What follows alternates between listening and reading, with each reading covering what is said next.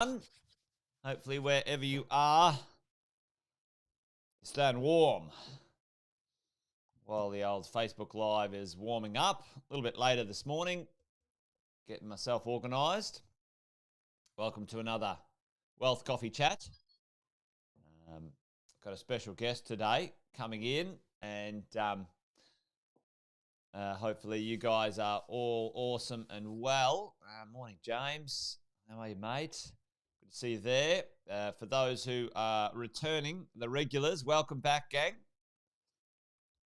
We've got a special guest today. Andy Fenton's going to drop on by on purpose this time. And we're going to have a bit of a chat about insurance and the likes when it comes to borrowing all this money. We've got all this debt. We've got to make sure we take care of things in the background. So we're going to have a quick chat about that in a minute. So stick with me as we get the old Facebook Live warmed up. Graham, morning, mate. How are you? Melinda, good to see you.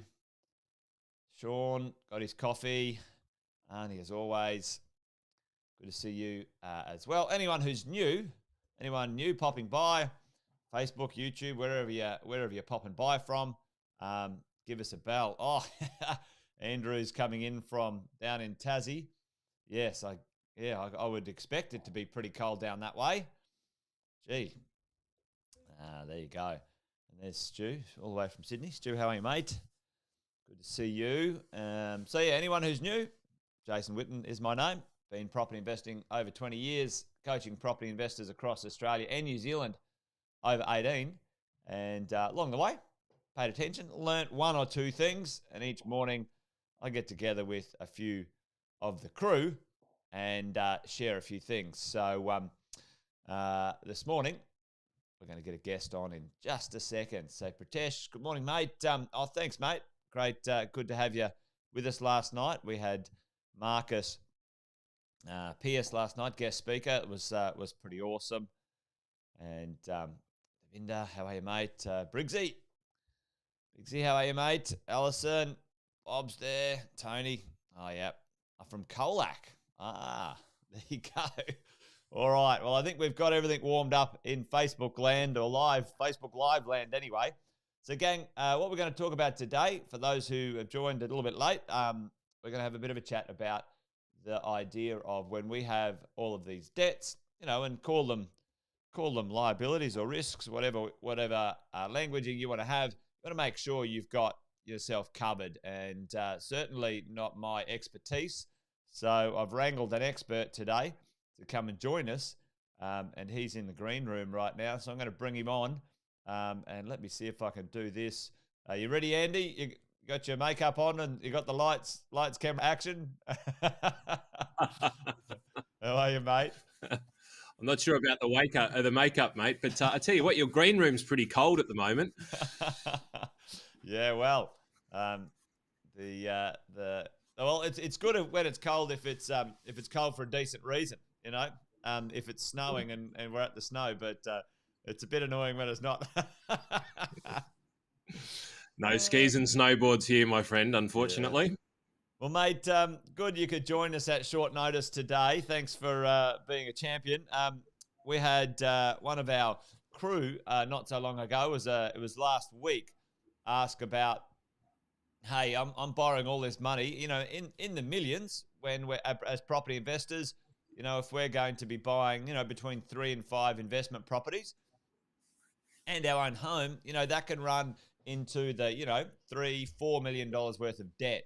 And a really good question, which is right over your hitting plate, you and I have chatted about this many times, is if I've got that much debt, how much insurance should I get? Should I get insurance? Where do I pay for it? How much insurance? I've heard horror stories about people paying tens of thousands of dollars a year of insurance and it doesn't even work. What quick, maybe, not advice, but sort of ideas or feedback could you give the listeners today about this interesting topic? I know you and I could dive massively deep in on this one, but, what are the, 3 to 5, 7 highlight conversation pieces that we need to be aware of when it comes to this stuff? Yeah, it's a bit of a rabbit hole, isn't it? And it's interesting when you say, they're paying tens of thousands of dollars in insurance and it didn't even work. And it's one of those things that insurance is something that you pay for and you really don't ever want to use. Yeah. It's the worst possible case is that it actually works and you use it. But look, possibly if we break it down into a few different steps, I'm not quite sure how many. We'll say 5 now, but we'll see whether that actually transpires to 5. Where I like to start the conversation is in the statistics side of the equation, because it opens people's eyes up to how fundamentally it works, and then you can start to exploit the opportunities that exist there. And so maybe we'll chat about that. Then we'll go into what risk mitigation is all about, which is kind of a way of how you can start to calculate what the right amount for you is. And then maybe we can dive into a couple of other areas just briefly. What's our time frame on this, mate? What do you want to give it? We usually do 10 or 15 minutes. So if we say 10 minutes from now is probably perfect timing. But if it goes 15, I don't think anyone's going to complain. Well, I haven't had anyone complain yet when I've rabbited on for 20 minutes, but we'll see. Well, insurance in a lot of ways, and I might get a few pot shots from the insurance companies after this, is it's to a degree, it's like a casino. It's a gamble. And you're basically gambling on yourself. So the reason why I say it's a casino is because it's operating on the law of probabilities and possibilities. And the house has to win. It has to. There's no option. The house isn't allowed to lose. If the house loses, everybody loses. And you can't buy drinks at this casino, and you can't go dancing at this casino. But if you think about it from a statistical perspective, any fun at all. No, it's really not. I should probably find a better analogy. But the reality is, when it comes to insurance, you have to treat it seriously, because it's a deep and it's a dark conversation. And I'll give you a little tool later on of what we use to ask our clients in order to be able to elicit from them what is the appropriate amount of insurance. Yep. Because you can be taken down a rabbit hole by somebody who's just interested in getting you too much cover.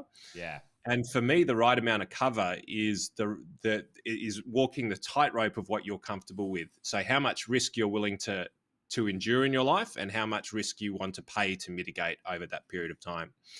So if we just have a look at the statistics side of the equation, it's a game of probabilities. And I'm not sure whether we can actually do this, mate, but we'll give it a crack. You want to share screen? Hang on. Yep, there we go. Beauty.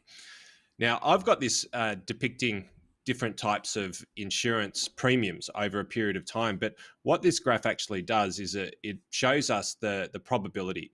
So if we're talking about probability, effectively what that means is the insurance company is saying, what is the probability that you are going to get sick, injured, or dead, effectively? And they have got a huge amount of data. It's called mortality tables, which is, super interesting stuff. Not exactly, nice wine conversation, but basically what these guys are doing is they're going, well, we've got data on millions, if not hundreds of millions of people. And so we know statistically, what is the probability at age, if we go sort of 18 through to 65 at the bottom, we go, what is the probability of an event happening to you? And if you look at the orange line, you can see that the probability earlier on in life of things happening to you is far less. Yeah. And once you hit this sort of magic number, which happens somewhere between the ages of 40 and 50, right, then the probability starts to escalate, and it ends up being like a hockey stick curve. It ends up almost just going straight up here. So if we understand this to be true, and then we go, well, so how do they price their policies? And they price it based on probability. That's all they do, because they have to invest the money that you give them in a way that is capital and stable enough for them to make sure that the house can win and pay you out a return. And so they have to increase premiums every now and again in order to be able to compensate for the elevated risk. So what a lot of people don't understand about insurance is that if you're in the retail world, the earlier you get insurance, generally, the cheaper it's going to be, right? Because they're operating on the law of probability, and they're going, well, there's less chance when you're young, you're going to pass away. There's less chance when you're younger, you're going to become disabled. There's less chance that you're going to become long-term sick, right? And the final one is there's less chance that you will be disciplined enough to maintain that policy through your life. So they're basically saying, I'll give you a cheap policy because I know at some point it's likely that you'll just stop paying and we get to keep the money. Yeah, right. Okay, there you go. 100%. Look at this. I've even got my coffee for the Wealth Coffee Chat. Oh, good work. Thanks to Magda. Good work, Magda. So it's all about playing the probability. So yeah, 100%. And just had a client the other day who said to me, and I always laugh when this happens, is he said, I had the insurance policy, but it just wasn't working. And I said, what do you mean wasn't working? He's gone, well, actually, yeah, it's a bit of a ridiculous question, isn't it? No, I said, well, are you dead? He said, no. Are you disabled? He said, no. Have you been long-term sick? No. Have you been long-term dead and then come back? He said, no. And I said, well, so yeah, it's doing its job. It's just you are not getting the benefit. And here's where the second conversation comes in. It's like people need a fair medium of exchange. And if it's not a fair medium of exchange, then they're not going to participate. So tip number one is the earlier you can get into insurance, the possibility of getting, in a retail world, the possibility of getting significantly cheaper cover. And so for some of our clients, we even get their kids in super early through their insurances and get a couple of $1 million worth of life policies, and we can get them for peanuts. And then it's their job to just make sure that they never dump that policy, because we get them on level premiums, which mean the price stays consistent over time. Because the other part is that there are two different types of premiums. There are stepped and there are level.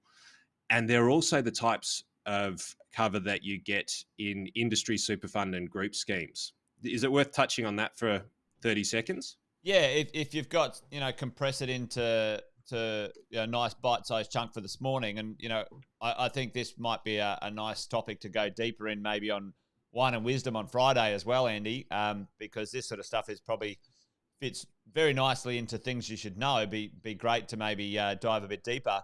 But basically you're saying right now too, quick overview, quick synopsis is the earlier you get your insurance premiums in play, the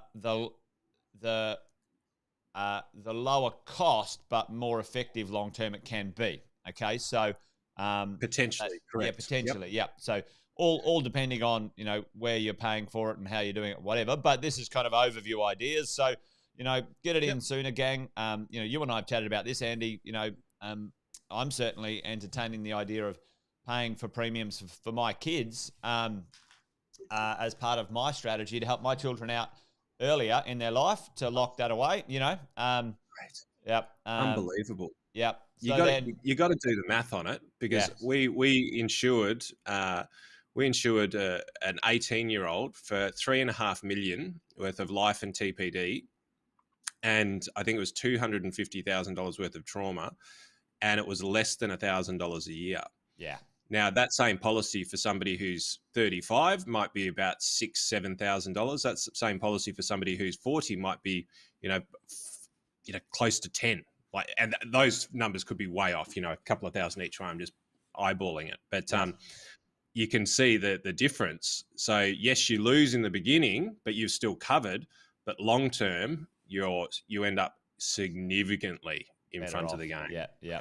And there's a couple of questions which, Alison's a bit of a regular at Wealth, Wine and Wisdom, which is always awesome. So thanks for supporting us, Alison, as always. But, potentially we can talk about, advisor, broker. Andy, I know you help clients in this space all the time. So, Alison, if you do want to ask a specific question, maybe go to Fenton Financial, the Facebook page, and send Andy a message if you want something like that. So Andy, so let's go to the next bit then. So listeners today, probably more poignant for a quick overview is, let's say I've got $5 million worth of lending, should I go out and buy a $20,000 a year insurance premium to cover all of that? Or where does that land? And I know it's a big question, and it all depends with an individual, but what are some tips around that specifically, probably for property investors? Right. So this is the scenario, and this is worth waking up earlier in the morning for. But look, this is really $1 million question, really. And I was taught this question by a guy called Russell Collins many years ago. Russell's probably one of the foremost experts in insurance in Australia, a legend of the industry, and he's just an honourable guy. And because insurance can be sold, and that's in my view, that's a bad thing. Like I said, it's about the right line for each individual, and this question nails it. And this is the question that you ask yourself. You say, well, Jace, you and I are married. It's a great relationship. We live a long way apart. That's the reason why it works. But you just got brought a coffee, mate, in the morning. Wouldn't be. we say to each other as a family, or even if you don't have a family, you don't have a partner, but you've got kids or you've got dependents of some sort, you ask yourself this question in 3 different scenarios. What would I like life to look like for my ex, so my partner, my family, my children, my dependents, whatever form they come, they might be your parents, as an example. So what would I want life to look like for my, whatever that is to you, my family, if I died yesterday? And you think about it conceptually. What would I actually want? Because you've got your asset position, because you're working with Jace, so you know exactly how much debt you got, your assets, your serviceability, your income. So if you weren't here yesterday, what the ramifications of that would be. So if we think about that, Andy, if I met a short fate tomorrow, and you're left behind with the 2 dogs and the children. So in my head, I'm thinking immediately, all right, at least my home, I want to have debt free. I don't want any debt left on, the family. I'd love some money left behind. Now I don't, and maybe, and I'm just thinking out loud here, maybe we don't want to insure the whole property investment portfolio, because you don't need the debts paid off on those because they're positive cash flow. Maybe that's an overkill. Maybe we just need the home paid off and some cash to knock around with. And then the investment properties should have been structured properly themselves. I'm thinking out loud here. And that's it. So typically because everyone needs a bit of guidance, because you can drop into a fairly dark space. Yeah. And that ideally, in order to pay it justice and to do it justice, you do need to be in that space. Which is an appropriate cup that you've got for today's conversation, actually, mate. Yeah, let's keep it high level today, Andy. This morning, it's meant to be a coffee chat to kick the day off. But so we start with family home, or security of residence, right? Yeah. Because for some people, if you're a rent investor, that might be, I'm happy just to pay rent, so we need an income to cover that rent. We go for how many years? Or if it's just the family home, what's the debt that we need to cover? Yeah. And then we talk about investment debt. We then talk about education for children, supplemented income for the family, medical expenses for the family if need be, university, other debt. Now, depending on your values and depending on your mindset, we've had clients who want to cover absolutely everything for the utopian life. Yeah. And that's fine, because that's what they want, and that's the right amount for them. Yeah. And then we've got people who basically take the view that if the shit hits the fan and something happens, we've been dealt a bad card. And as long as they're basically safe and their basic needs are met, then that's the best that we can do. Yeah. And someone's sort of saying, I think you just mentioned it there before, education for the kids, et cetera, et cetera. Yeah. Yeah, it's great. So, at the end of the day, this is all part of doing what we're doing, right? Stu said, don't give them too much money. I don't want them partying too hard when we're gone, all right? It's a waste of Yeah, that's right. You're dead right too. Yeah, Yeah, yeah. you don't want to give people an incentive to knock you off either, mate. That's that's the other Uh, thing. yeah, exactly. So yeah, no, that's and because that puts it in good perspective. It's a good question. What do you want taken care of? In that sort of scenario, if that eventuates, um, and what level is it? And at the end of the day, you know, uh, you want to sort of deal with the now, which might cost 2 grand, 5 grand, 10 grand, 15 grand, like a year, to do that stuff. And are you overcomplicating it, or are you under investing in it? So that's a great question. So really, at the end of the day, folks, we've got to have a think about what is it that we want taken care of. It's not about the amount of debt. So I think that's really the takeaway for me here, Andy, and potentially for those listening in. It's not about the amount of debt that you've got. It's about what do you want to have happen if something did happen, and you reverse engineer from there, or up engineer 100%. from there. Yeah. Yep. Yep. So you don't have to pay out your $5 million worth of debt if that doesn't make any sense, because maybe 4.5 million of that is taken care of itself anyway. So that's a good way to go about it. Any Well, you last sort also of tips need before we sort of give it a wind up for this morning, and give everyone a shout out to join us on Wine and Wisdom, because I know I can see that look in your eyes, Andy. You've got you've got a whole bunch of good info for us. I'm pretty passionate about it because it's an Yeah. area that gets there's a lot of propaganda about it, but if you do it right, you can really nail it. And there's a good line that you can walk. And like everything, it's a strategy. And I think the final tip, and I think we did get to 5.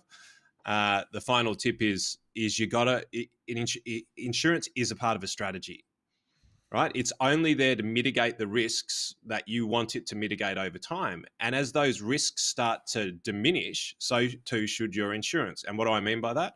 As your mortgage comes down over time, unless you go into bigger houses and things like that, your insurance should decline over time if you are appropriately insured. Yeah. So, and if you're young and you get it early, then the goal is to hold that right the way through. But if you choose that you never want a relationship, you want a nomadic lifestyle, you don't want children, then that policy's relevance starts to slip. So it's all about calibrating it back. And as a part of that last one, you've got to know, maybe point 6, buyer beware, because there's so much BS propaganda about bullshit bloody. And again, I'm not a union fund. I'm not celebrating advisory world. I'm not celebrating anybody. I'm just celebrating the truth. And the truth sits in, you got to be so careful about the propaganda. You got to know your policy, right? Because people quite often can get into group style insurances, which are common in industry super funds. And you have, some, well-known people who bandy these things around constantly. You've got to understand, because what happens in a lot of these group policies is the amount of cover drops as you get older. And most people don't understand that. They go, oh, I'm fine. I've got $2 million worth of cover. And then they're 50 and they haven't looked at their statements for 10 years. They just look at the balance and they don't realize that their cover's now $75,000. Yeah. And so you just need to be buyer beware, understand what you buy. Understand it, exactly. And gang, we talk about these 7 parts, 7 plans around our world, and that sort of financial plan there, Andy, that plan number 7, that's a big one. It's a big one when it comes to insurances, life, debt, TPD, et cetera, et cetera, et cetera, plus a multitude of other things, planning for retirement, structuring, tax-free incomes, all sorts of things, super, et cetera. So it's a big one, folks. It's a plan you've got to have dialed, absolutely dialed, along with the other 6 plans also, to make the most out of what we're up to. So, I think that's great when it comes to. Oh, I've got to put us back now, Andy. I've I was like, I don't know how to go back there. But mate, no, I appreciate you dropping by, and I know it's not an easy chat to sort of make it short, because there's so much in it. But a deep dive on wealth, wine, and wisdom, I think, is the call. Alison, you're dead right. So, folks, if you haven't joined us before on a Friday at 5 p.m., Andy and I exchange our coffees for a glass of nice wine on a Friday, and we discuss the week and we break it up into 3 parts. What's in the news, things you should know, and if you've got any questions, and we dive a little bit deeper. So, Andy, I think this one will be a great one for Friday. If you're up for it, maybe we can put something together and dive a little bit deeper on it, cover the news a little bit as we go along. So, well, mate, I might even be up in your neck of the woods, so we might be doing it live from PRE headquarters there in the sunny Gold Coast, just that depending would on borders. be exciting times. Absolutely. And after that, we'll adjourn to the fire. Maybe we'll nice little fire to keep us warm. All right, mate. Well, listen, appreciate you dropping by, folks. Thanks for all of you guys hanging around today.